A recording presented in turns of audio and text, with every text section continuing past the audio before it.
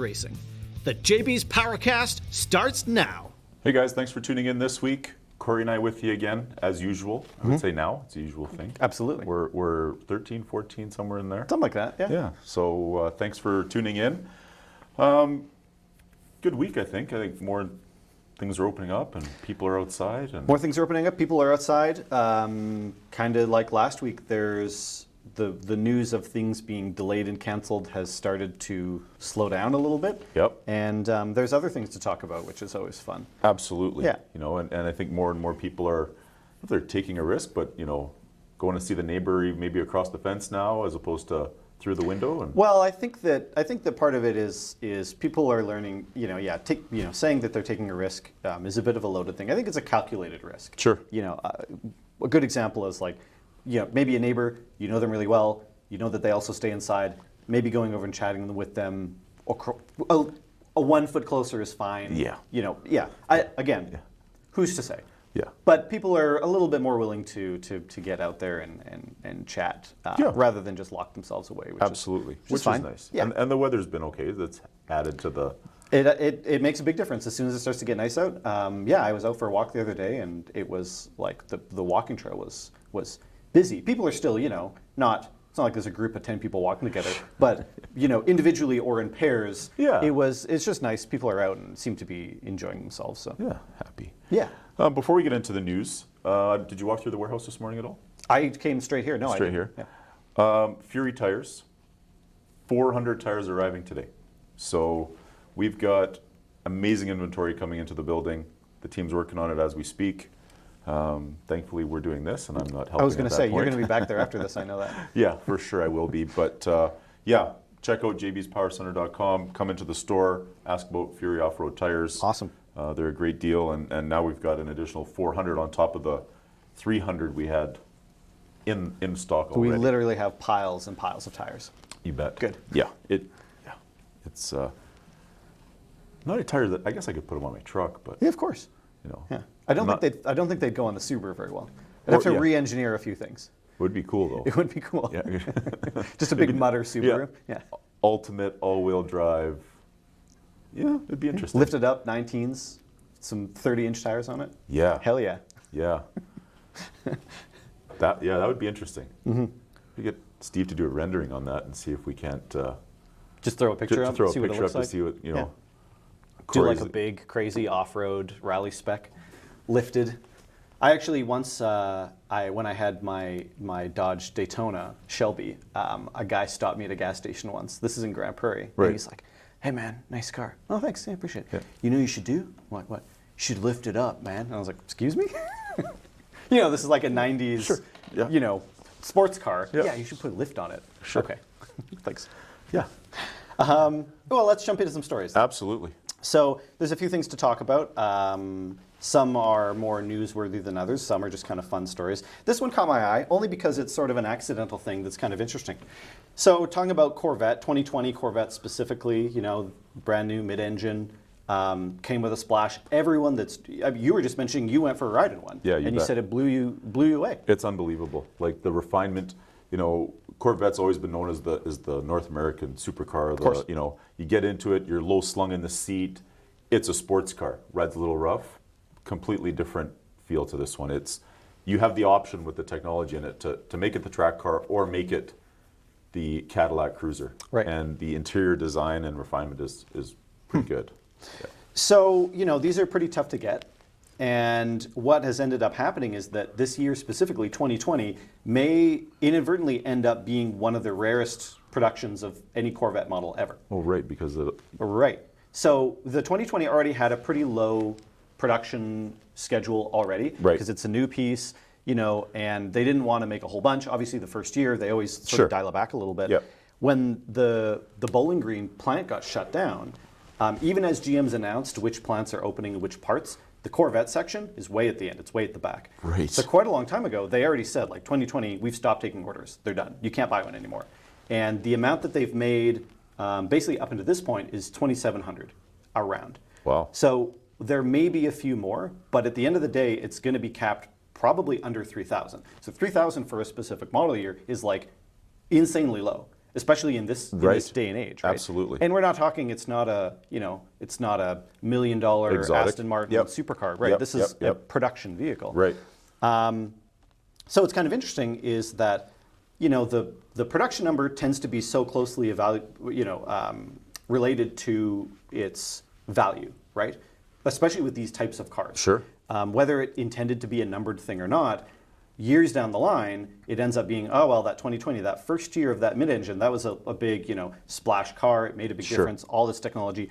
There's also so few of those available. And now it's been reduced by an even bigger amount, to less than 3,000 of them. Right. So, just for some context, because, people may not really be aware, well, 2,700, that doesn't seem like that few. Right. The first model of Corvette was 10,000 plus.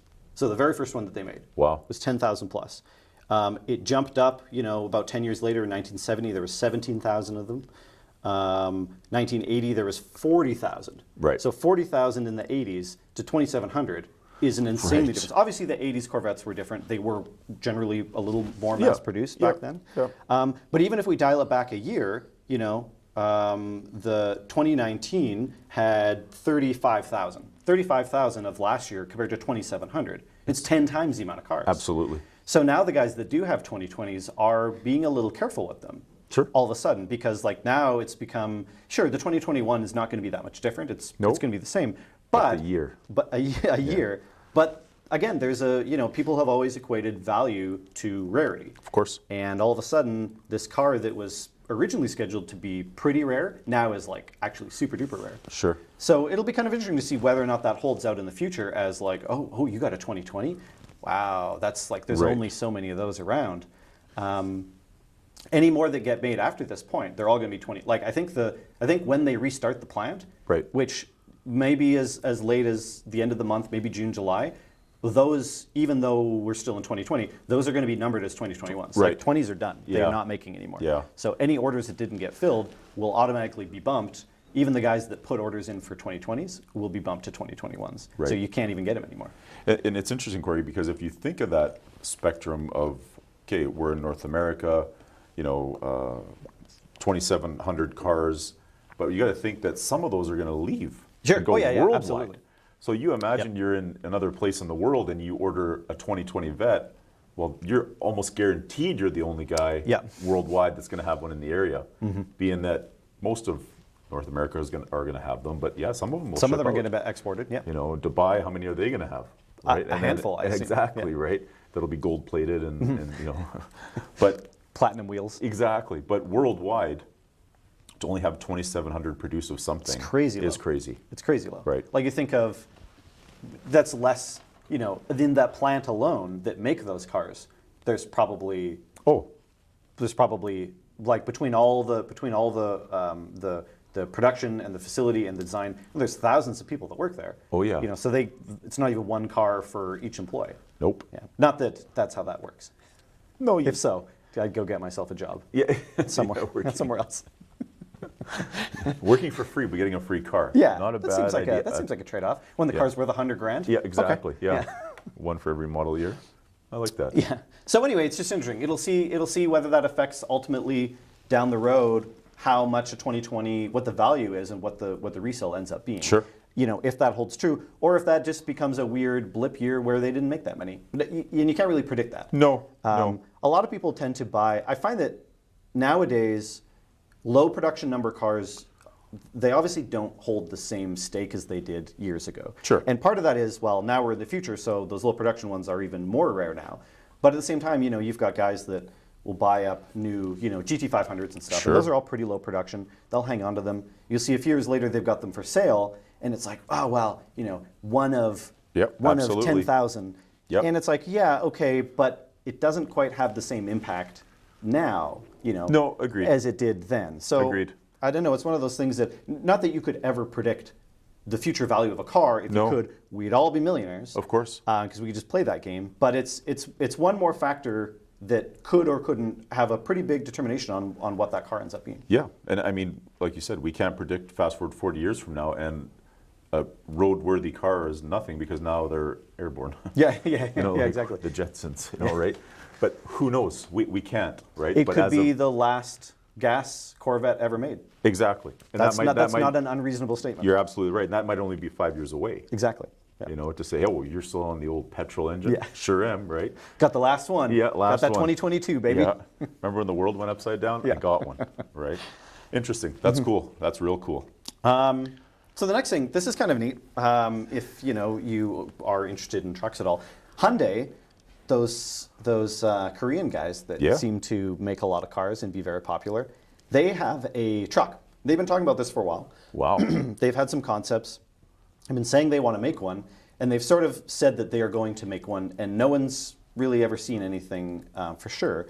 But somebody snapped a good old cell phone spy pic of a warehouse and a body, like a shell, being carted around. Okay. So for the first time, it's basically an undisguised, it's not complete, but you really get a good idea of what the lines and sort of the aesthetics are going to look like. Right.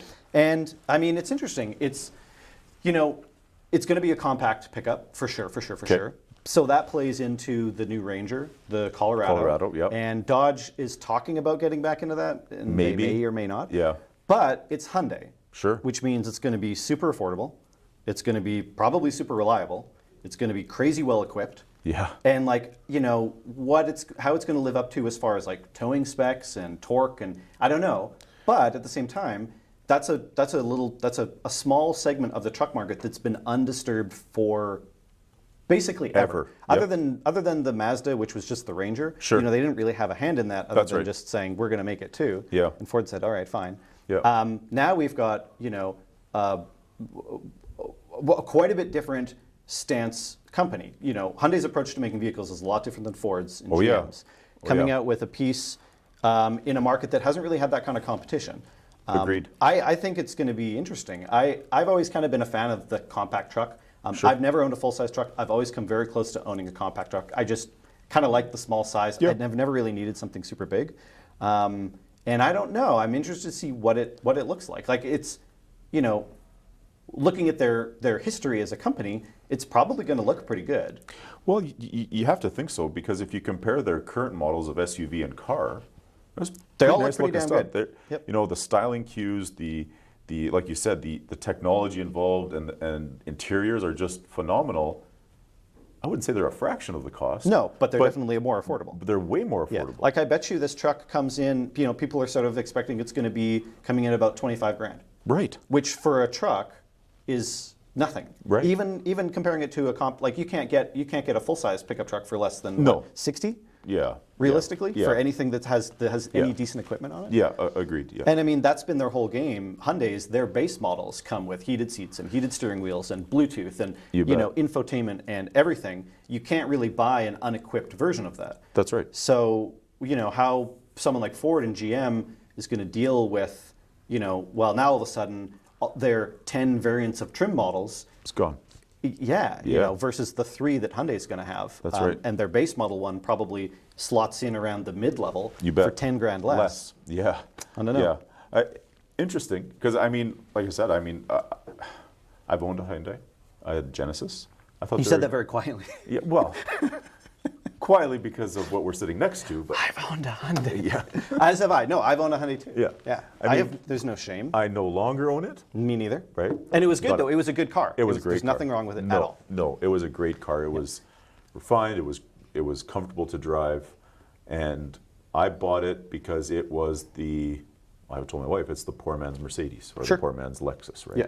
And again, great product, good warranty. Everything about them is great. The new Genesis are unbelievable. They're super nice. Nice the new, car. like the G70. They're just a gorgeous car, right? Yeah. So you got to think that you're going to get a truck that's got good styling cues, and it's got every little bit of technology you could imagine that a truck would ever want. Maybe in that $25,000 price range. I guarantee it. Yeah. Yeah. And It's interesting. I'm always up for a little shake-up. Yeah. Those. And obviously nothing against Ford or GM or whatever, they're going to do their thing. No. But it's competition breeds innovation. Yeah, so 100%. No one's going to make a better truck at a more competitive price unless somebody else comes and shakes the market up. So. Yeah, and I think if you look at even the import truck market, like you said, Mazda, but Honda, their Ridgeline, yeah. right? It had great success. Yeah, absolutely. You know, and because it had the recognition of Honda and they stand behind their product, but it's a little pickup truck. You can put a little trailer with it, use the it's But very, also- very practical. But also not very cheap. No, you pay for Honda for sure, you do. Yeah. But it's not even around in Edmonton or Alberta. You know, big truck. Truck is our basically the heart of the market for automobiles here. But it had great success because not everybody needs a big truck. No, it's the same If you just with- need yard stuff and simple stuff, you had it. Throw the kids' bikes in there. I mean, it worked. I've right? thought 100 times, if I were to go buy a truck tomorrow, the Yeah. first thing I look at is probably a Tacoma. Right. They just Yeah. fit that Yeah. slot. And Yeah. again, they're not cheap. No. They're not expensive. They're kind of in the middle. Toyota can get away with a little bit higher premium, but they're nice trucks. They look good. Oh yeah. Yeah. So it's obviously Hyundai, if they come out with one, Kia's got to be right around the corner. That's just how that they're neck works. and neck with everything. Exactly. Yeah. There's Yeah. not one that isn't the other typically. Yeah. So a Hyundai and a Kia truck, it'll be interesting. Yeah. Anyway, something to watch out for. Now we at least know a little bit of the shape. And Right. I'm sure that Stephen put the picture up already. Yep. But I was looking at it last night and I don't know, it's got some, even though it's kind of hard to tell. Again, it's a cell phone pic. It's a body with no wheels or glass or anything on it. It's not painted. Right. The lines look pretty good. It's Well, yeah. I'm just looking at it now. It's yeah, it's got some nice some architecture to it. Yeah, it's got some Absolutely. interesting designs. I really Absolutely. like the shape of the back windows. yeah. Anyway. Yeah. All good. Okay, this is fun because Dodge is Dodge, and why the hell not? Sure. So we were talking about the other day about them putting the Hellcat in something. What was it we were talking about? It really doesn't matter. no. Because at this point they're just putting it in everything. Everything, yeah. So the Durango, which is their SUV. Yep. They've had an RT version of that. They had the Hemi in it forever. Sure. Yeah, they're going to do an SRT Hellcat. Hell, why not? Hellcat, all the things. Sure. You've got the motor. Yeah. You've got platforms. Just start stuffing the motor, it in. yeah. Yeah. So they basically said that we're gonna do a Hellcat SRT Durango, because again, why not? So they already make a version of this that's for law enforcement. They make a police version that's like a special interceptor type vehicle. Yep. That has that motor in it. It's actually it's the what's the Demon? the Hellcat Red Eye, I think is what Red they Eye, call it. okay, yep, so the one and that up. makes just about 800 horsepower. It's like Right. 797 horsepower. Right. So, and actually, there was a trailer a few months ago. You probably saw it for the new Fast and Furious movie that's coming Right. out, or they're supposed to come out this summer. I think it got pushed back. But Right. Yeah. I have watched it. somebody spied in that. There's a shot of a Durango Oh. with a Hellcat or with badging on it. Oh, And okay. somebody was like, "Wait a minute, hold on. What's that?" Hey, Right. hold on. What's that?" Sure. Well, that trailer is gone. It doesn't exist anymore, so nobody can find it again. Right. But somebody did point it out, and Dodge now at this point has said, "Okay, yeah, fine, we're going to make it." Right. So, like anything with a Hellcat, it's going to be 700 and some odd horsepower. Yep. In an SUV, hey, yeah, please, why not? Why wouldn't you? But at this point, but I mean, I read when you put this up here. Yeah. It's already in the Jeep, and Sure. the Trackhawk is super successul. exactly. Yeah, Right. it's not like it's their first attempt to do, All-wheel drive. all-wheel big drive, horsepower. Yeah. big horsepower SUV. It's to this point, it's like, why haven't they yet? Right. Just put it in everything. Yeah. Well, I think they just spread out the dollars as much as they can to we bought a Jeep, but how about a Durango now, Right, right? yeah. Just refinance over 25 years, but yeah. So anyway, yeah, I say, hell yeah. They're If- nice looking. Whatever you can fit the motor in, put it in. Somebody will buy it. Oh yeah, for sure. For sure, but like the Durango has great style to it. Like the models you see, the RTs, or not the RTs. No, it's good looking. Yeah. It's a good looking SUV. Yeah. And with the Hemi, it made over 300 horsepower, I think, which was good. But now, like you said, Why not? They're going to do it. It was the truck we were talking about, wasn't it? It was the Oh, Ram. right, the Ram, that's right, yep. I don't remember what they called it now, but the TRX. TRX, Yeah, Rebel, yeah. or yeah. Yeah. Anyway, Yeah. so yeah, again, why you have the motor? It's I get that originally it was a bit of an exclusive thing. Sure. But like, yeah, just Just about selling. let's make 700 horsepower and everything. Why not? Yeah. Wonder if they'll put it in the Dart. That little. I don't think that even exists anymore. I think they killed the Dart. Did they? I think so, yeah. Well, they were talking about doing a Dart SRT, like they did the Neon SRT4. Right. I don't know if they ever made one. I know they talked about doing one, but I think the Dart died before they ever got a chance to do it. They also I don't think they have, Well, it had a turbo. It was like a 1.8 turbo that was in it, but it was, yeah. Right. Yeah, Yeah. It did what it did. Yeah. Yeah. It was the neon of today, which And I was never a fan of those SRT neons anyways. they were some of the most obnoxiously loud. Like the neon SRT fit the bill perfectly for all the guys that wanted the loudest blow-off valve possibly available with the loudest exhaust and didn't have to put any parts on it because that's just how Dodge made them. Right. Yeah. Right. Yeah. Yeah. But yeah. Good times. High school. That's what that makes me think of. Yeah. Yeah. Didn't like those guys in high school. So there's one more story that's kind of funny. Sure. That I wanted to share. So this is a story that the title that I put on this one is "The 5-year-old that stole his mom's car to buy a Lamborghini is the kid inside all of us," which I very much feel. So this is a story about a 5-year-old was pulled over on a highway in Utah this week. The cops initially saw a driver that was sort of swerving back and forth erratically. Cop, whoop, whoop, put the lights on. Amazingly, pulled over instantly, no problems. Got out. It's a 5-year-old kid sitting in this car who stole it from his mom because he got into an argument with her because he wanted to buy a Lamborghini. Sure. And she said no. Right. So he took her car to drive to California to buy himself a Lamborghini, which is just like such an amazing 5-year-old thing to do, but also an amazing, like, stubborn, determined, I want a Lamborghini thing to do. But what's amazing is that this didn't end in some type of a tragedy because we have kids. Now my son's 10. Yeah, it goes through my mind every once in a while. I say, go start the truck or go. Sure. He'll figure out he could drive it away at 10. That's 10. At 5, my daughter's 5. My daughter's also 5. There's no way. My daughter's on the PlayStation. She's like, what do I press? Right. X. Which one's X? Yeah. The X. Yeah. The blue one button. that's the one that's an X. Yeah. Yeah, I couldn't even imagine her getting in with keys, unlocking, hopping in, firing up, putting it in gear, and going somewhere and not crashing. Well, making it onto the interstate. Right. So that means that through he traffic, left his it house left the house. and managed to get to a highway, presumably headed in the right direction. It's unbelievable, truly unbelievable. Yeah. And then when I read through the article, it said that once the cops put the lights on, he actually pulled over. Like right away. Yeah. Yeah, like he knew what to do. Yeah, pulled over, stopped, didn't crash. Yeah. Like, wow, smart kid. Yeah. I mean, smart kid as in capabilities of getting where he Clever got to. Kid. Clever. Kid.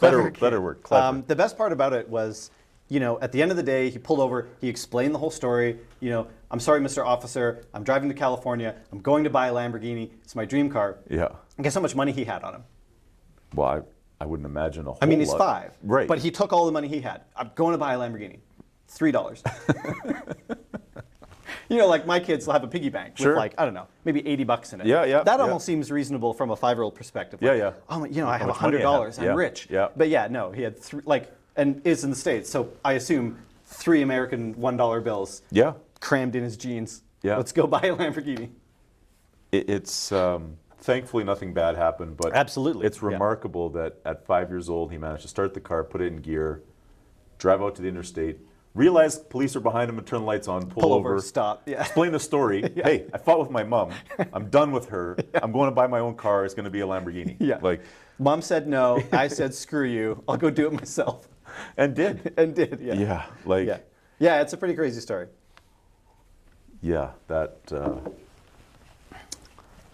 wow. No, 5. again, and like relating it to my own kids, I couldn't even, even my oldest, my 8-year-old, I think that if really pressed, he could figure it out, like in an emergency to get it out of the house, but like to then drive and go in traffic and lights, presumably, he would have had to make it through intersections and like, yeah, it's kind of nuts.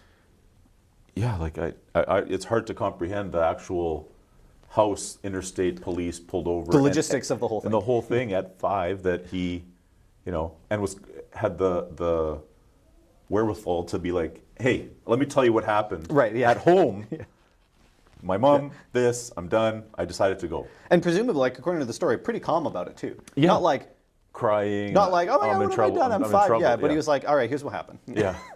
Future politician, guaranteed. You know, if he can talk his way out of that, because I think the cops were, although it was intense at the time, but after they were smiling and okay, we're going to get you home. Yeah.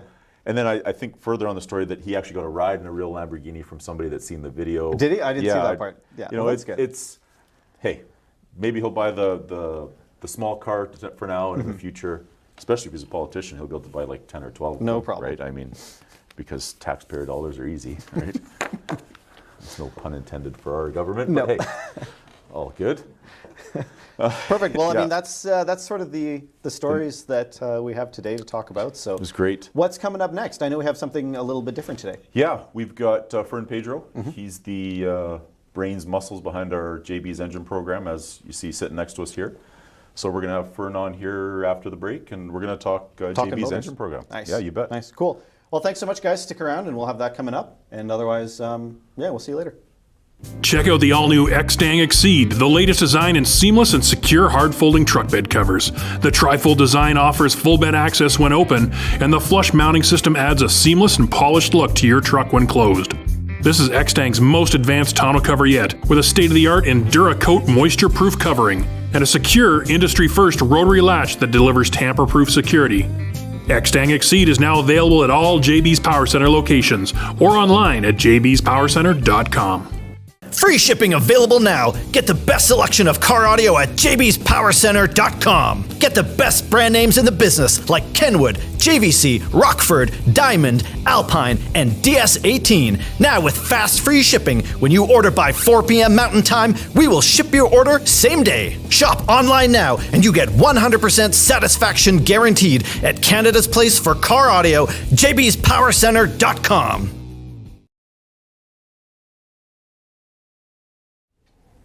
We're back. Thanks for coming back and tuning in again. Here with Fern Pedro. Fern, thank you for taking the time. I appreciate it. Thanks for having me.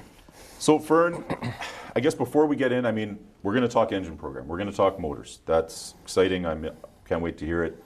But let's get a little bit of history behind yourself and behind Len, who's assembling our engines. Absolutely, yeah. So first, give us a brief history on yourself and your involvement with motors. Awesome. Yeah, I just want everybody to know, obviously, the knowledge we have in the building here as far as that goes.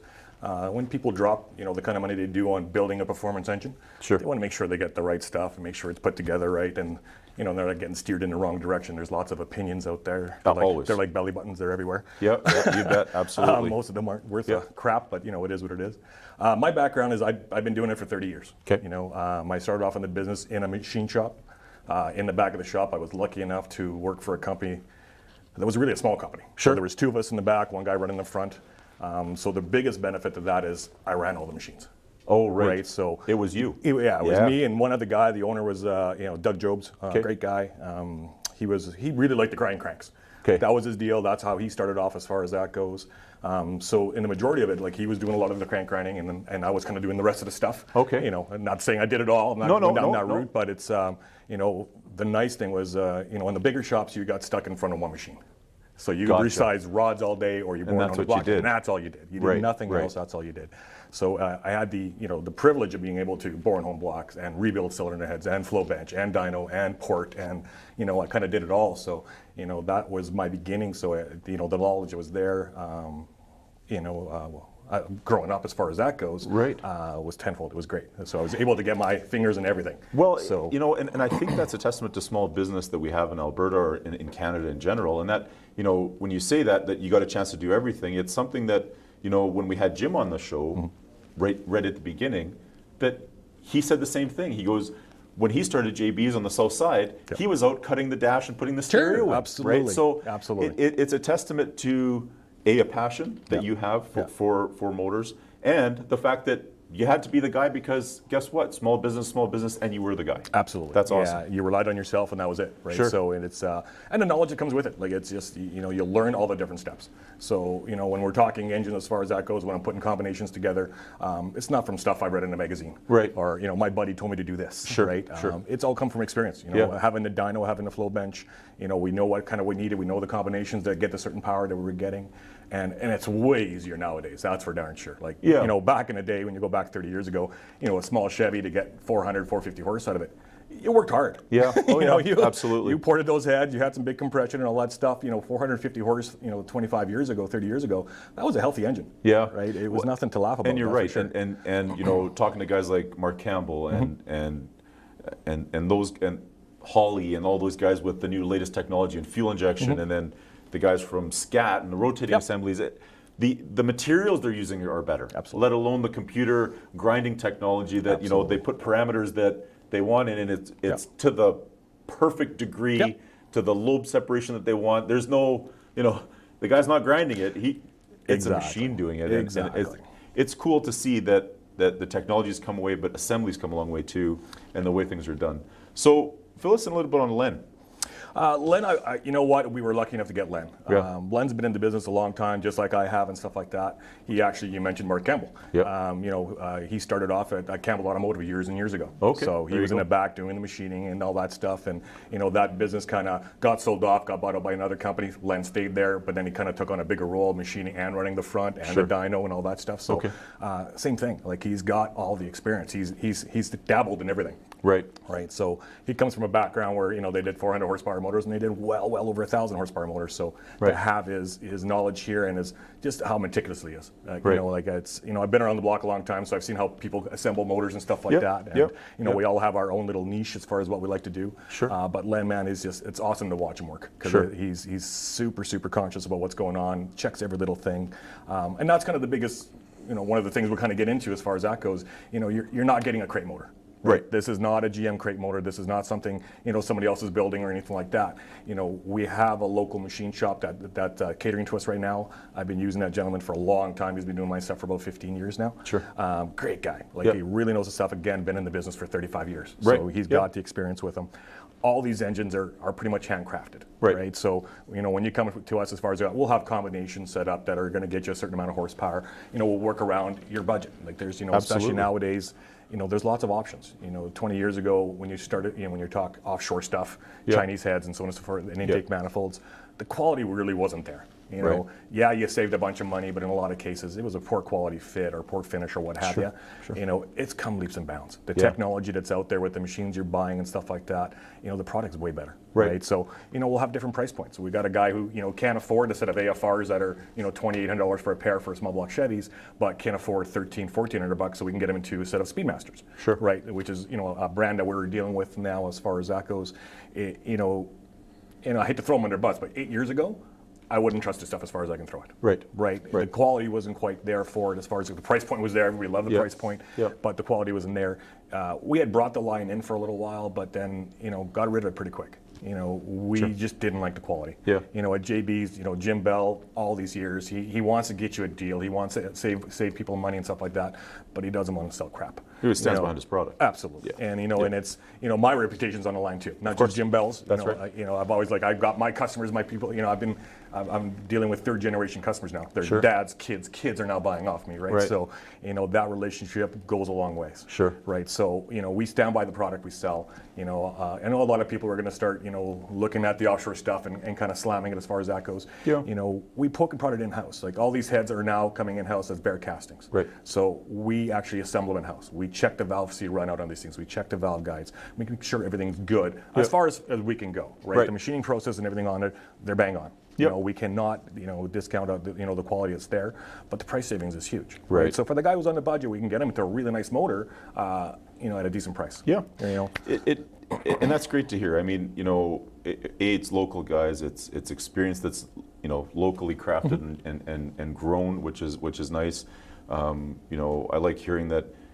It's your name that's on the line. It's the company's name that's on the line. It's good. So why do you think? Tell us why JB's is getting into the engine business. I mean, Jim's been selling parts for 55 years. Absolutely. We all know that. Absolutely. He's been selling cylinder heads and Edelbrock and Holly. I mean, I think I've seen it. There's a sign here up in the back that's Holly, and it's like 1970 something for being top sales guy. Sure, absolutely. Right? So absolutely. We know we do sell parts. Why is JB's getting into the motor business? What's happening honestly in the last, say, 6-7 years, it's probably previous to that, but as far as because I've been here for about 10 years at JB's. We came here from another performance shop, so we've kind of really expanded a lot of the performance stuff here at JB's. Jim's always been a gearhead. Yep. Right? So he loves this end of the business as far as that goes. You bet. He's really into the performance goodies. So for us, we tried to grow the business, and we can only grow it so far because, an example, in the last 3-4 years, I can do a quote for a customer for all the pieces he needs to build 450 horsepower of that small Chevy or small Ford or what have you, right? But what I was finding in the last 3-4 years type deal, we weren't getting the sales. Right. But then all of a sudden, you meet up with the customer, a month, 2 months down the line, and all of a sudden his car is running, and you're like, oh, there's an engine in this car. Like, I'm like, hey, so what happened? What's going on? He's like, well, I went around, and the local machine shops, they get extremely busy. Sure they do. Right. They are busy. Yeah. And it's it could be 6 months, 7 months, a year. I'm not grouping them all in together as far as that goes, but that is an average, and it's across Canada. Like we just recently had a trade show in California through Dix, which I was lucky enough to attend to promote our new project that's coming up and stuff like that.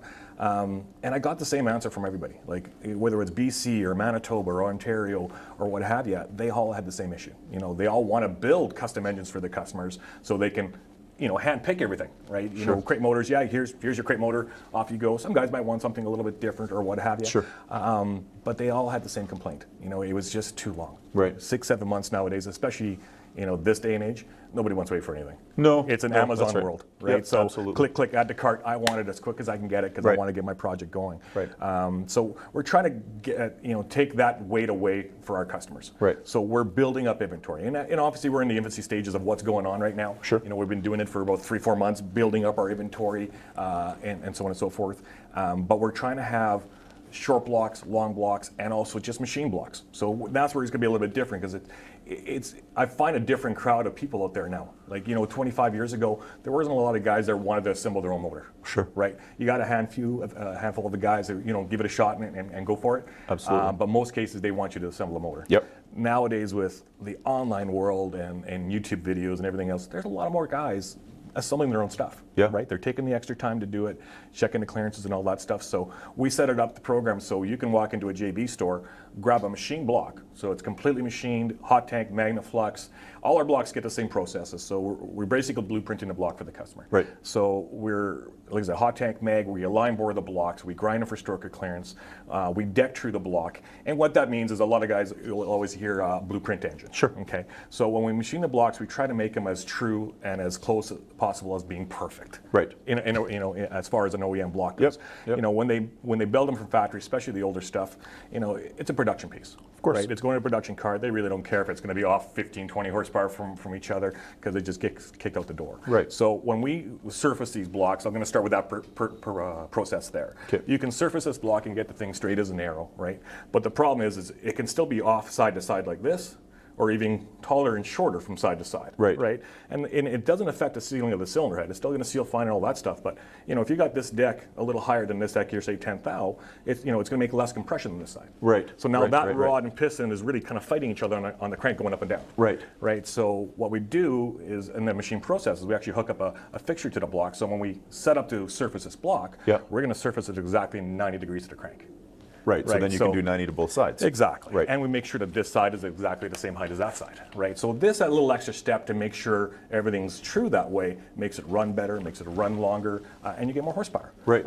The other process, which is a big one on a lot of applications, is when we bore and hone this block, you can get the thing as straight as an arrow, right? Right. As soon as you bolt this cylinder head on that block and you torque down those head bolts, it distorts. It distorts. Yeah. Exactly. It pulls up on the deck of the block and it distorts that cylinder. Some applications, like a small Chevy, even a small Ford, they distort half a thou to a thou, right? Right. It's not huge, but when you're talking something like a high purity piston or a cast piston, you're only about 2.5 thou piston wall clearance. Right. So it is still considerable because there's certain parts of that cylinder it's not touching. Right. Some applications, you being a Dodge guy, big block Dodges. Me being a Ford guy, big Fords, 460s. They twist like crazy. Like we're talking 6/7 thou. Right. Right. So there's parts of that cylinder the ring doesn't even contact. Right. That's how much it distorts it. So when we bore and hone all our blocks, it's done with what's called a torque plate. So you're getting basically a thick plate that's about 2 inches thick. Okay. It gets bolted on the block before you're doing the final honing. Right. And what it does is it distorts the cylinders just like your cylinder head being bolted on.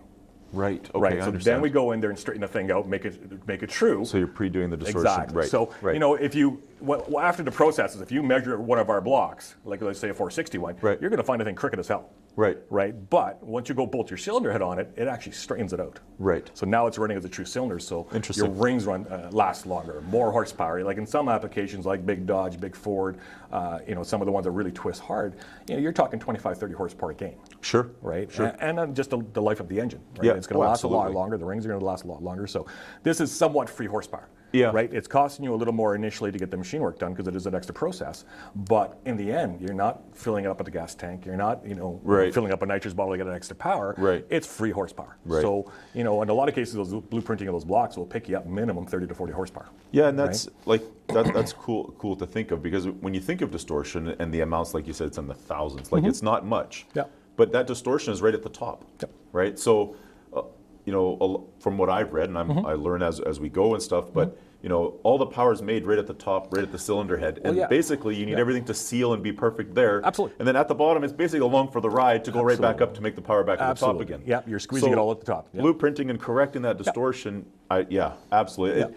It's cool to know that again, would have I have thought of that putting the motor, not a chance. Absolutely. And I put a couple small block Dodges together. I'm not an engine builder by any means, but and I've seen some of the process, and I've been to the other shops, and everybody's clean and they have, like you said, their way of doing things and the way they want to do it. But going here, watching, like, I don't do a quarter of the stuff that he does, but when he's explaining why he's doing it and the reason he's checking, it's like, oh, I get it. Yeah, absolutely. Clean, absolutely. and I'm checking twice, and I do. Yeah. It's not just let's bolt this thing together because I can't wait to get down the road. And that's really absolutely the main thing, and that's what we're really trying to push, because it's not a crate motor. Sure. Right. Yeah. If we're assembling the short block or long block here in house, every piece of that engine gets touched. Yeah. Right.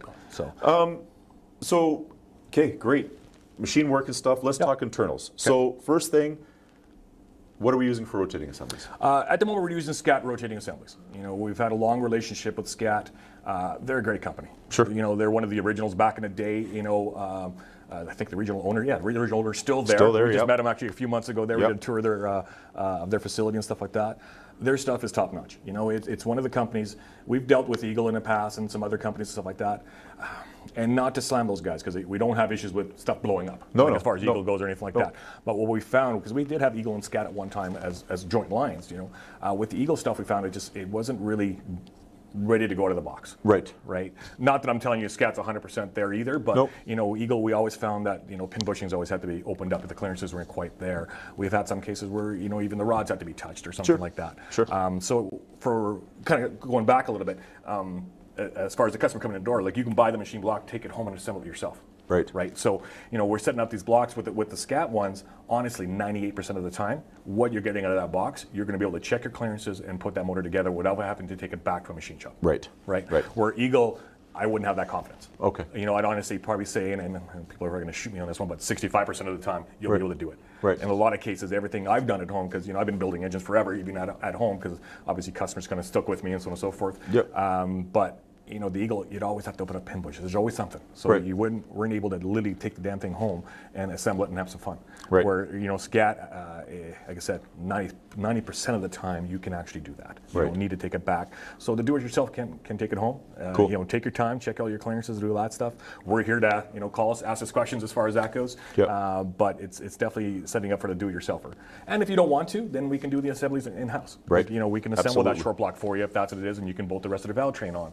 Or we can do a long block and you can bolt a tin on. So we have different, packages or different ways of helping you out there depending on your knowledge as far as that goes, right? That's but great. The biggest thing is you're getting a custom piece. You can be proud of what you're getting, because it's not a production piece where it's like a Big Mac coming down the line. Here you go, put it together. Some's gonna be a little lopsided, some's gonna be perfect, but you never kind of really know what you get. And we've been down that road. Like, it's the previous place I was at, we probably went through 5 different crate motor companies, and we didn't have luck with any of them. Right. What they sent to you typically wasn't what you asked for. Right. There was a couple of companies we wanted max 30 overbore. We had some that we had issues with, where some we pull them apart and it's 60 over. Right. And offshore stuff that we didn't really want in it because we were asking for certain combinations. So sure. You never know what you get. It is a production piece. I'm not going to slam them or anything like that, but they kick them out the door as fast as they can. Well, yeah, and I think that's the MO of a crate engine. From not that the ones coming from GM or Ford, like the big 3. Those are engineered and designed and built. But you get a crate engine. It's put together, and it's how many can we get out the door? Because it's about business, it's about dollars and cents. Absolutely. So we're using scat rotating assembly, so that's crank, rods, pistons, rings, bearings, and in most cases a balancer and a flex plate. Okay. Because the ones we carry in stock here are a balanced rotating assembly. Okay. So they are balanced at scat.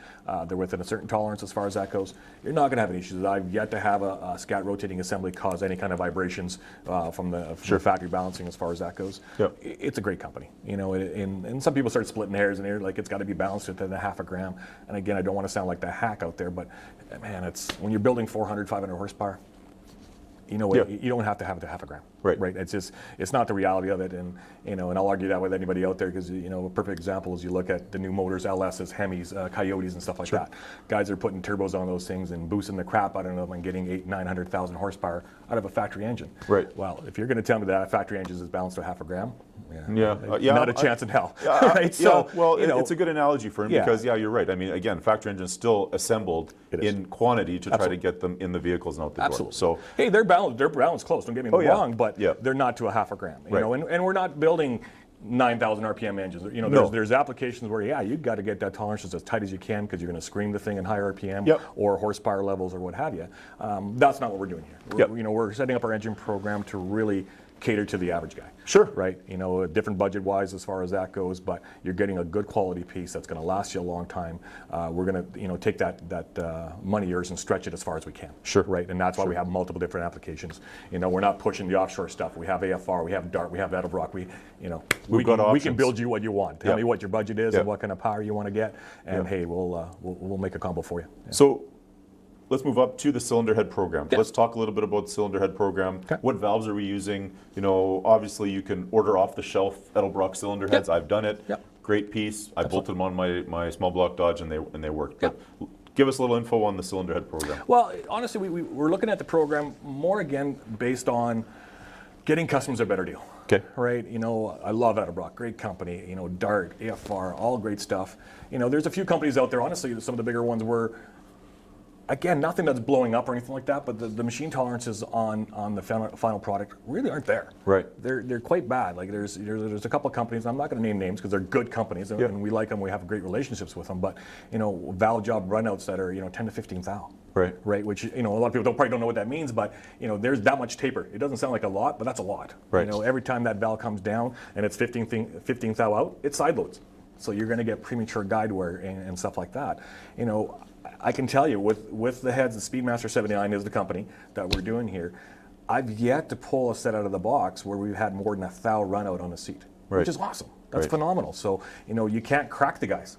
You can say it's offshore, you can call it Chinese crap or whatever you want, but the machining processes are done right? The valve job is done right. The guide clearances are bang on. So, we're taking it the extra step because we want to make sure that the head is really ready to bolt on out of the box. We want to make sure that it's clean. We want to make sure that, the guide clearances are good. The valve job is done right and so on and so forth. So we've taken that extra step in-house to make sure, we buy them as bare castings and then we fill the guts here. So we are using their valve as far as that goes. It's a one-piece stainless steel valve. It's a nice piece. Would I run 1,000 horsepower to it? No. Would I put big boot? Probably not. Right. But for the average guy, for naturally aspirated, it's a great valve. You're not going to have any issues with it. The retainers and all that stuff. There's some things we are changing in it. We're doing comp cam keepers. We're looking possibly at a different spring line for certain applications. Sure. Because again, we're putting our name on the line. Of course. Right. So we want to make sure the customer gets a great deal. But we also want to make sure that he's getting a good product out of it as well, right? Right. And like I said, not pushing it on anybody. We can build you what you want. It just really depends on your budget. Like AFR heads, great, beautiful heads, CNC ported, they're gorgeous. They're some of the best of the best. But going from a set, if you're building a 450 horsepower motor, I can do it with a $1,300 set of heads. Where the AFRs, you're going to be about 2,800. You might pick up a little more horsepower, possibly in the top end, but not. Not $2,000 worth almost, right? Right. Yeah, it's tough. Well, that's great. I mean, the other part of it is that hands-on every piece. Every piece. Right. So, absolutely. I mean, it's out of the box, apart, gone through, checked, reassembled. So you're getting that secondary check from something that was mass-produced. Absolutely. So absolutely. It's great. So let's do a little bit of a scenario. So I'm a customer coming to see you, Fern. Mm-hmm. So basically, from my initial, I've got a '81 Camaro. Mm-hmm. Our initial consultation. To completion of you saying your motor's ready to go, give us a time frame, give us a rundown on how long it would take to have something complete. We're doing our best to keep the inventory up. And honestly, the program is actually being has been really successful so far. And considering what's going on in the world right now and how new we are to it as far as that goes, we haven't really done a ton of advertising, but the word of mouth is getting out there that we have stuff in stock that's ready to go. Whether you want to take a block home and assemble yourself, or whether we would want a short block or what have you. So at the moment, on common combinations like a 3D 3-stroker, 347 Ford, 496 big Chevy, stuff like that, we have it ready to go. So you can pop in the door, I can load you up with either a short block or a machine block, and you can do it yourself. If you want something a little more custom, as long as I have the pieces in stock, I can typically get you in and out in about a week and a half, 2 weeks, max. So we can have 2 weeks. So I mean, and I think that we had a question pop up from James, and it worked right in line with our questioning as well. It's a good question because I run a 350 in my Camaro, and I would go to a 3D 3-stroke. Sure, absolutely. Right. So coming in, I want to make 450 to 500 horsepower. We have something. If I wanted a bigger cam or something different, obviously we'd talk benefits, not benefits, whatever it is. We'd go over your complete combination. Right. Because again, I want 500 horse. Great. But what do you got for tranny? What do you got for converter? What do you got for gears in the back? And all of a sudden, it's a stock transmission, stock converter, and I got 273 gears in the back. Well, that 500 horsepower engine isn't going to work with the crap. Right. It's going to be real sluggish out of the hole, because you don't have the gear ratio there. You don't have the converter to go with the camshaft that's built into that 500 horse. So we really want to, qualify the customer to what he wants. We're going to give you our suggestions. We're not pushing on anybody. You still want to put that in your 273s in the back and a stock converter, have at it. Right. But we will let you know that, hey, later on when you get bored of not going fast, buy some better gears for the back, put a posi back there, put a bigger stock converter in it, and wow, watch out. Watch the difference. You're talking, a second and a half difference could be quite easily, especially on an engine of that size. If you don't have the proper gear ratio and converter, stall speed to go with it, you're losing a ton of the benefit of spending all the money on the motor. You're not getting the full potential to the ground as far as that goes. And again, and that's a part of the consultation, asking the information and learning and understanding. So, at this point, my garage, my kids, I don't want to assemble my own engine. So what I'd like is to buy an engine that's ready to go, ready to run. Is that an option? Of course, absolutely. Here's a perfect example. This is actually a customer out of Saskatoon. Gave me a call. We had a great conversation over the phone. He had a lot of bad experiences with other shops out there. It's a customer who's well off. He's done well for himself as far as that goes. And you hear a lot of that out there because once they, I see it a lot. Once they find out that you have money, a lot of people want to take your money and every last bit of it. Right. So, with me don't and him, have that problem yet, but okay. There you go. No, neither do I. That's for sure. We'll make this program real successful, and hopefully I can get there. But talking with him on the phone as far as that goes, I'm like, what are you looking for? Like, how much power do you want the thing? I just want to be able to spin the tires whenever I want to, and be able to cruise this thing down the road. And the other thing with him too is he wants to be able to let his wife turn the key and drive it. So we've got him set up with a 480 horse little small block. It's still nice and mild. It still makes plenty of vacuum for brakes and stuff.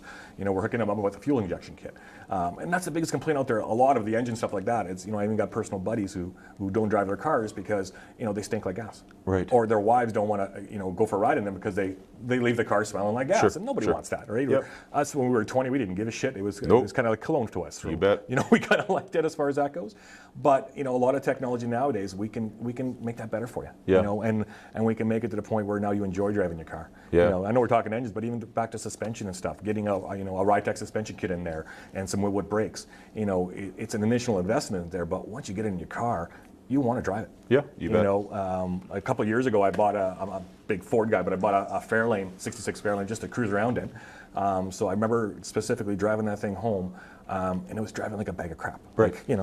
Big old steering wheel. I'm kind of cruising down the road like I'm driving a boat type deal. I honestly thought the suspension was knocked out of it. But I'm like, no big deal. Like, that's $400 of the parts. We can get this fixed up. Piece of cake. Get her home, check it out. It was tight as tight can be. It was just I hadn't driven an old car like that in a long time, since high school days, right? So you really think back, how did we not die street racing back in the day with these old jalopies? But, it's night and day. You put proper suspension in the thing and you want to drive it. You enjoy it. So instead of driving it once a month, you're going to drive it once, twice, 3 times a week. Because it brakes, it handles like it should. You got more power in there. You have fuel injection, so you get all the creature comforts that we're used to in our new vehicles that you can apply to your old muscle car and enjoy it.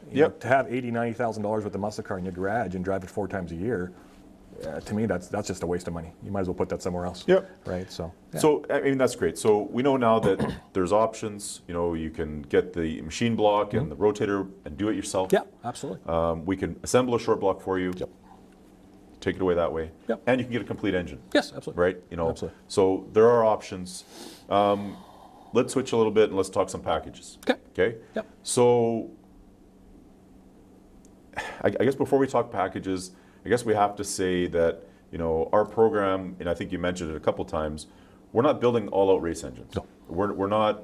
I don't think that's what the program was designed behind. I don't think that was the thought process. It's not. There's really good quality machine shops in town that's their business. Sure. That's all. You bet. That's not all they do, but they specialize in it and all that Yeah. stuff. So, we'll leave it up to them. Yeah. It's not that we don't have the experience to do it in-house as far as that goes. No. But the majority of our business is really a street cruiser or street strip type of guy. Yeah. Right. Yeah, Most of our combinations are all under 700 horse. Right. Right. It's you can build reliable horsepower nowadays under that mark quite Right. easy with what's available in the aftermarket and Sure. off-the-shelf parts.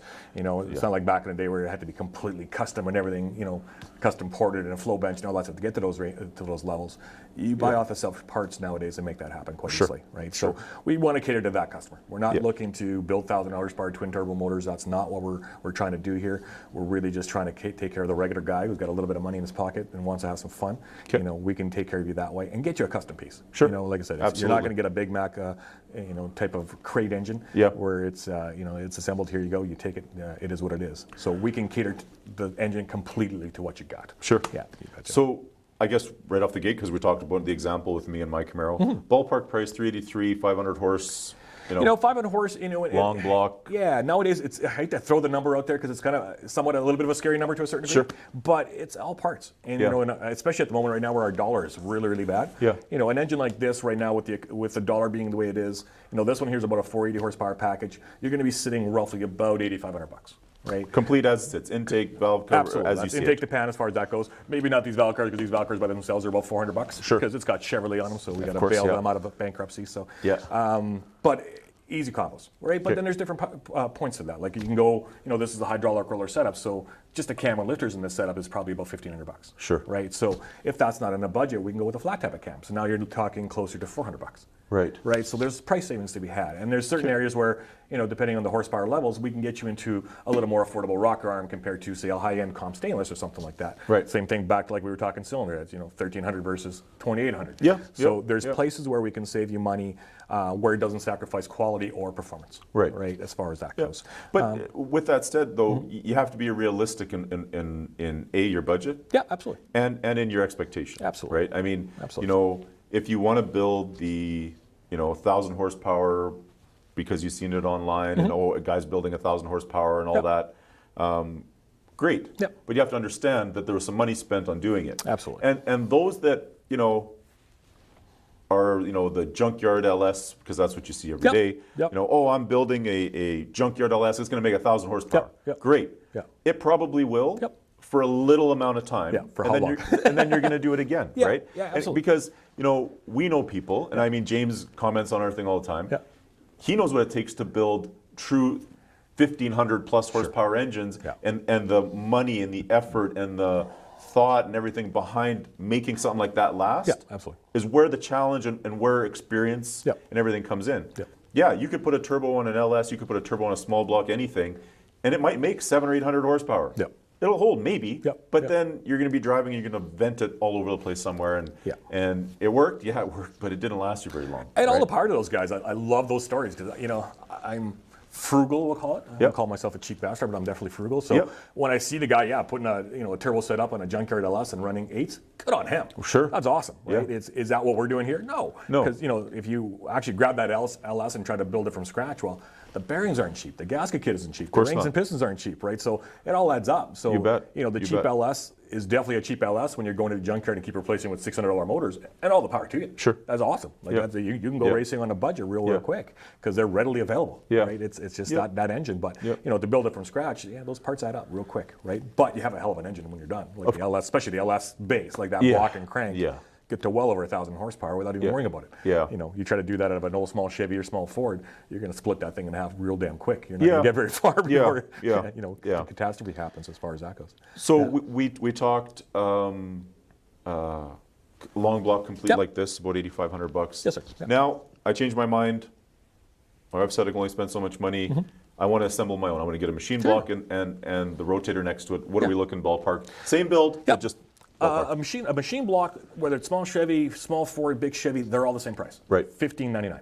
Okay. Right, that gets you the full machine package, and there's a core charge on top of that. So, example, small Chevy, small Ford, $300 core charge. Okay. We want your cores. Yep. Right, that's how we're going to make this program keep going. Sure. To be able to do an affordable engine for a customer out there. They're all the blocks are OEM seasoned blocks. So these are blocks that have been in an engine or in a vehicle, but they've all been checked over, tanked, and Magnaflux and all that stuff. So we make sure the cores are good before we do anything to them. Right. But yeah, $15.99 plus the core charge as far as that goes, and then 3-3 is a perfect example. You can buy a balanced rotating assembly for about $1,800. Right. So you'll be into that for right around $4,000, roughly. Right. It'll get you a short block that you can assemble at home, and that's a balanced and blueprinted short block. Right. Right. So you're getting a heck of a piece out of it. Take your time. You can watch some YouTube videos, ask us questions. Sure. There's certain clearances that you want to check. You just can't guess on. Yeah. And it's stuff you can buy with some cheaper hand tools. Everything we do in house. With our bearing clearances, we always use a dial bore gauge, which is the proper way of doing it. Yep. But hey, can you do a plastic gauge? Of course you can. I've done it. Of course. Yeah, you bet. The big thing with plastic gauge is wherever you buy it from, you kind of want to make sure it's fresh. Yeah. That's the problem with plastic gauge because it is almost like a waxy type substance. If it's sitting on somebody's shelf for years, you're not going to get an accurate answer, right? So you want to have typically what I got some sitting around. Exactly. Yeah. I've had some throw the dust off and throw it in, but you know what? At least you're doing something to check the clearances, right? So don't turn a blind eye to it and just throw it together expecting everything to be the same because hey, bearings could be different. We run that into our assembly room all the time, like where all of a sudden it's just a little too tight. Right. So we go with a thou looser bearing to get the clearances where we need to be, where we know the thing's going to last a long time for you, or you're not going to run it on a ragged edge, or you rev it a little bit more or overheat it a little bit, and now you got an issue. Sure. So we want to make sure everything's tight that way and good. And again, call us with questions. Don't guess. And the internet's full of information. There's certain sites. Yeah, obviously. You take the information as far as you can go. But yeah, we can make anything happen for you. And we'll come back to it where if we run out of cores on a certain application, as long as you've got a core and you get that block twist, we can give you a 2-week turnaround on the machining of that block. Right. As far as the assembly and everything else goes, might be a little bit different depending on how busy we are. But if you're going to do it yourself, I can guarantee you a 2-week turnaround on that block. If you're bringing the core, and there's nothing wrong with it, obviously. Absolutely. Exactly. So that's good to know. So that's great. I mean, basically now I understand that complete engine. Mm-hmm. If we want it ready to go, basically put my carb on there and we're done. Yep. Or I can do it myself, assemble myself. That's traditional small block Chevy, small Ford, small Dodge. Mm-hmm. We were talking LS because they're everywhere. Everywhere. It's an awesome engine, yeah. Give us some insight to the LS engine program and what the goals are and what our customers and our viewers and our listeners can expect. Sure. LS program is definitely coming. Like I've got a 408 stroker one here, short block already assembled, ready to go. I got a little 5.3 combo that's going to be roughly 450 horse, a nice little cruiser motor for a guy. We just finished helping a customer put a package together on a 6-liter base, so not a stroke or anything like that. And back to some of the associations we have with some of the big companies like ComCam. Right. Mark Campbell is one of the bigger guys there. Well, he's a local guy. Sure. We all know Mark. Very respected in the field. His dad, Don Campbell, I've known him for, again, 30 years. Awesome guy. So to have somebody like that with the knowledge he has, I hate to say in our back pocket, but man, he's our guy. I got a question or anything like that, you call him up. He takes care of us. So, I'm working with him hand in hand on certain combos. Old school stuff, I've done it a million times. I know what it can build. I know what camshaft it needs. LS, that's all new to me. I was out of the machine shop before that engine even really kind of came out to a certain degree. So I'm not a big LS guy, but man, am I learning. Sure. It's cool engine. You can do some crazy stuff with it. But with Mark, we worked with him with a camshaft combo. Using a 6-liter based engine, the RHS cylinder head, their manifold, and camshaft combo. We're going to be on a dyno with 635 horse pump gas. Wow. Right, and have a bottom end, because all the LSs we're doing here, we're not using the factory rods. We're going right to a scat rod, aftermarket rod type deal. So because that's kind of the weak point to a certain degree in a lot of them. So you're getting a good connecting rod out of it. And depending what combo you're looking, we have some with hyper-protected pistons, which are fine for the average guy. Yeah. Right? You look at the factory engines come with a hyper, and guys are boosting the crap out of them. So a lot of guys, when you say hyper, they think it's a lower quality type deal. Hey, and it's not as strong as a forged piston. Don't get me wrong, but hey, if your tune-up is bang on, man, you can take that hyper piston a long way before you hurt it. Right. But that 6-liter combo for 635 horse, and then you can throw 300-400 worth of nitrous on top of that and be safe. Right. Right. That bottom end is going to handle that power with no problem at all. Right. Right. So that's the kind of cool thing about the LS-based deal. Like compared to an old small Chevy, small Ford, small Dodge, you can get 500-600 horse out of those things, but on a stock block, good luck. So now you're buying an aftermarket block at 3 grand, Sure. 4 grand, or whatever the heck it's going to be. Yeah. So the price of that build goes up quite a bit. And that's where the LS market really is as big as it is, because you can go to the junkyard, buy a core, and you really got a crank and block that are good to 1,000 horse safely. Right. Which is unheard of for $300. Like, that's the cool thing, right? Yeah. I wish they had something like that back when we were growing up, because holy shit. Yeah. we would have had some fun with that. Yeah, no kidding. Yeah. So, you said you built for that customer wanted a 6-liter base. You never change a crank? Nope. Just did a rod? Absolutely. And that's kind of what we're doing in-house too. Like, it's when I get the cores, and that's another thing for people out there, we're looking for cores, obviously. Sure. Small Chevy, small Ford, LS base as far as that goes. But, when they peel apart a 6-liter core, if the crank is in good shape where it can get away with the polish, we're keeping it as a 6-liter. Right. The cubic inches that are there for the average guy, I can build you 500 to 630 horse real easy, and that's just a head and camshaft change as far as that goes. Right. So why go with stroker? Because, a stroker kit for an LS, you're going to be in that, mid-3s to upper 3 mark, realistically, for a scat balance kit. So, well worth it. Yeah. But, for the guy who's, in a bit of a budget, polishing up that factory 6-liter crank and balance that rotating assembly is a lot cheaper going that route than buying an aftermarket crank. So what we've found is that, if we pull it apart and the crank needs to be ground or something like that, automatically change it to a stroker. Right. Because it's, not, taking anything out of the machine shops in town, but, the grind a crank locally, I think you're close to $400 just to grind a crank. Right. So at that point there, if we're going to do that, man, let's just put an aftermarket crank in this thing. Because we're changing the connecting rods anyway. We're changing the pistons already. We're balancing rotating assembly. So at that point there, let's get some extra cubes. And then you got a little bit better, nicer piece that way. So that's how we're kind of doing that combo as far as that goes. But a wide range, like especially the LS market. We're expanding the line. Our inventory is not quite there yet. That's why we really haven't pushed the LS thing very much yet. But we're looking at lines like Brian Tooley, bringing his stuff in, big LS guy, lots of little special stuff that the market loves. So that's a line that we're looking at right now, bringing in. With the COVID thing happening, everything kind of slowed down a little bit. Right. So we didn't really branch outwards. We didn't know what was happening. Right. It's become the norm a little bit. Where everybody slowed down a bit. Absolutely. So that market is going to expand. Like, we've got the aftermarket pans. We've got the Holley Terminator X systems for it to do the custom tune. Again, back to some offshore lines that are good quality, like that. Save you money over the brand names like Holley and so on and so forth. We can get you the swap pan for $180 cheaper than the Holley one. TSP, yeah, TSP. So little stuff like that we're trying to again help the budget guy throw those motors in their old muscle cars and not break the bank. Right. So that's great. But it is definitely something that's going to grow throughout the year. All these are going to grow. Our inventory is going to keep getting better and better. So it's exciting times. So it's pretty cool. Awesome. Yeah. So switching over again. Well, it's not much of a switch, but here in-house at JB's, we are now a one-stop shop complete. We have your parts available. Absolutely. We can do your assembly, and we can install the motor for you. Absolutely. Get it going. Absolutely. So in-house, in our locations, we have the ability to install the engine right here. So after the initial consultation, we figure out the motor, we figure out what we're doing, it gets assembled, bring the car over, we take the old one out, drop the new one in, and when you're coming back, you're taking your key and you're leaving with a brand new motor in your car. Absolutely. And that's what's happening to this particular one here. The customer out of Saskatoon, he's tradering his car down, and we're doing a complete deal on it. Like, he's going all out, so I'm really kind of can't wait till it's done. Because the smile on his face when he gets his car back is going to be insane, because we're doing full new engine, 700R4 overdrive tranny with it, Aussie in the back. We're doing fuel injection, we're doing ride-tech suspension, and wheel-with brakes. So he's going to drop an old Chevelle, like a 70 Chevelle. Oh, cool. Cool. Just neat. Like, he's going to drive in a sloppy old muscle car, and he's going to leave with something just incredible. Leave with a hot rod. Yeah, absolutely. So the smile on his face when he comes out of the place is going to be awesome. Awesome. That's great. Yeah, good to know. Yeah. Now, I mean, we're talking about this customer here that happens to be in Saskatchewan. We can ship your motor anywhere you want. Absolutely. Absolutely. We have the crates available.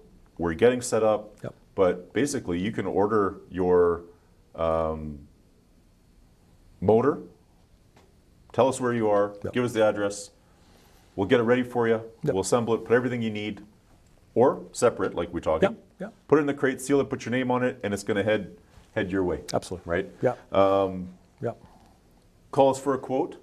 We're working on different options to try to make it as cost effective as possible. But with cost effectiveness, we want to make sure it's there safe. We want the crating to be proper. We want it to be secured properly. It is an investment, like you said. So it's not that we're just rolling it into something and sending it down the road. No, we're securing it, we're wrapping it, we're sealing it, we're making sure it's ready to go. Absolutely, especially fresh engines. You know, the contamination is the worst thing for an engine, right? The dirty build or what have you. You know, as you can see this one here, everything's all taped off to make sure nothing gets into ports as far as that goes.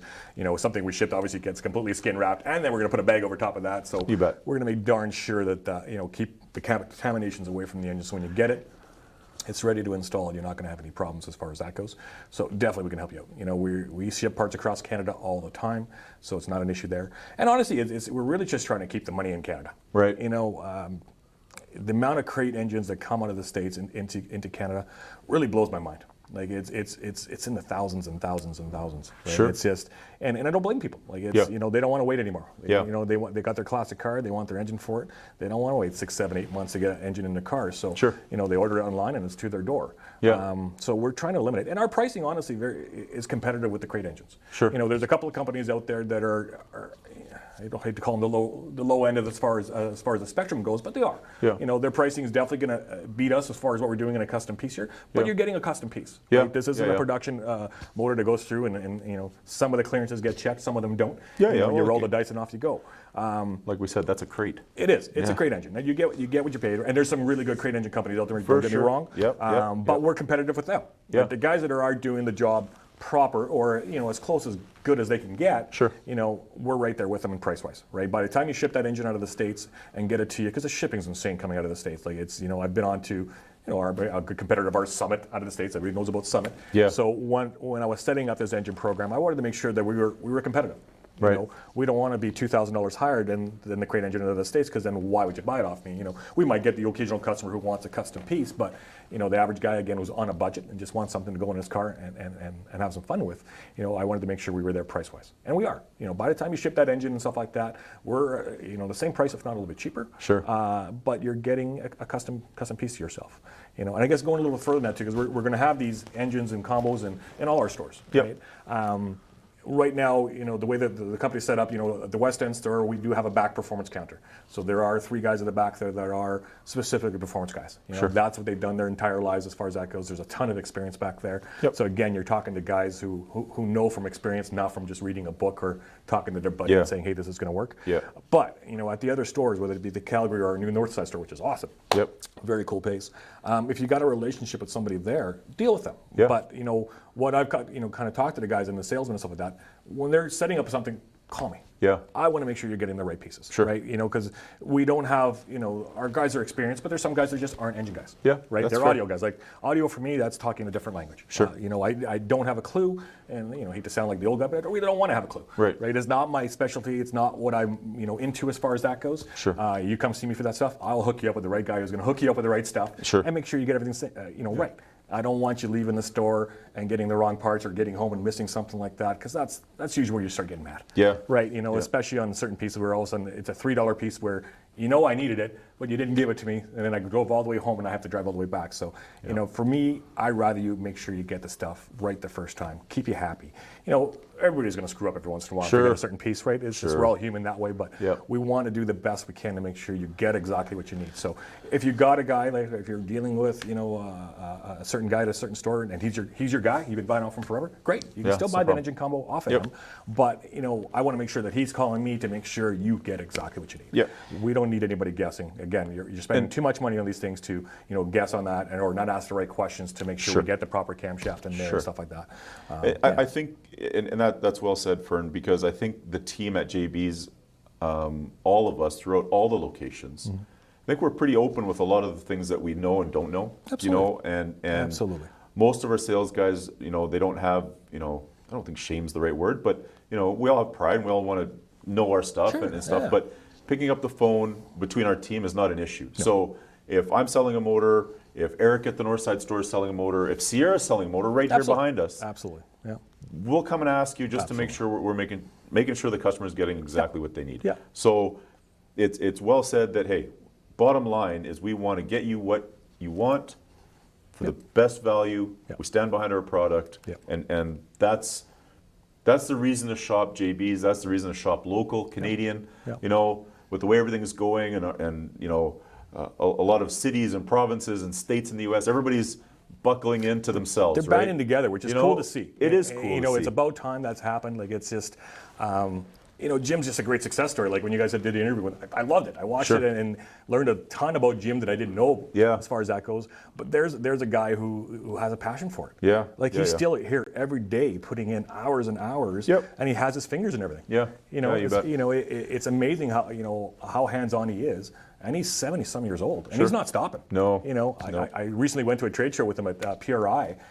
And man, I had everything I could to keep up with the old guy. Like it's crazy. Yeah, like it really is. He's just nonstop, and we're going for 12 hours straight.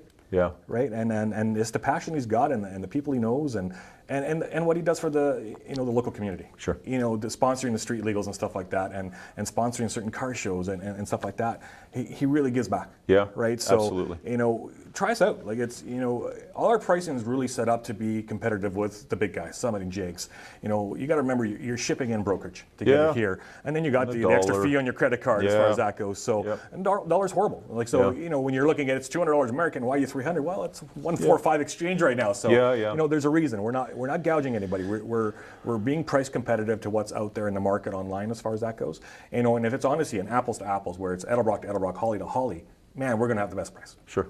Or you're the same damn price. Yeah. And then you know what? You're shopping local. If you have a problem with it, hey, you're coming to see Fern or Adel or Eric or whoever. Yeah. You're not picking up the phone and hoping somebody at Summit is going to help you out, and then you're now waiting for it to come across the border again, right? So give us a shot. Like Jim does his best to stay up on the pricing and stuff like that, and be competitive out there. And you know what? You're supporting local. Like man, he's got a ton of employees, and again, he gives back to the community, which is huge. Yeah. This is a staple company. It's been around for a long time. Sure.